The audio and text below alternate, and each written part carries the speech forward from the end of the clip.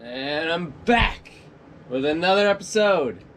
We're here in the cave, of course, and today we're going to be working on the SonicWake, which is right here. New delivery. That's it.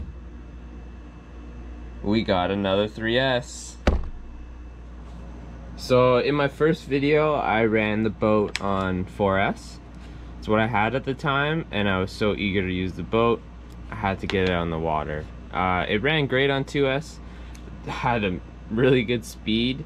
My run time wasn't the best though. I only had about 20-25 minutes, I would say. So as you know, I recently got another 3S, which I'm really excited about. This battery runs my crawler for about 3.5 hours on one. So with the two of these now and the SonicWake, I should get a good speed boost, and I should get, I'm hoping for around 40-45 minutes runtime. I'll keep you updated on that and we'll see how it does. But yeah, I cannot wait to run this on 6S and see the difference and get this back on the water.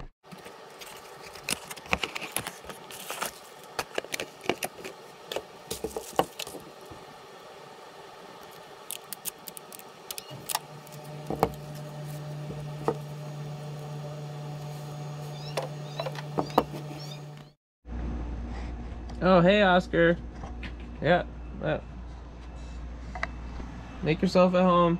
Yeah, okay, bye. Tip time.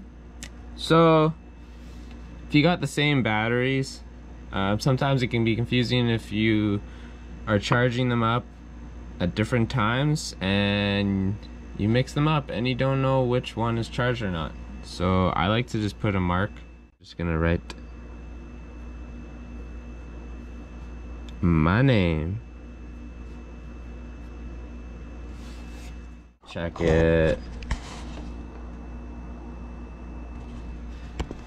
And now if I'm charging the two, I can tell the difference between them.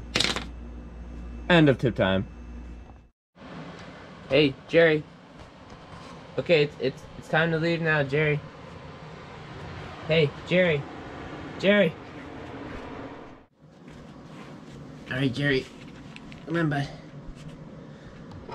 No. Jerry.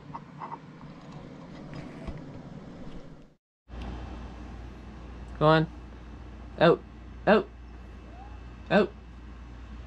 Go on, buddy. We gotta go. Go on. Out. Jerry. Go on. Good boy. Thank you.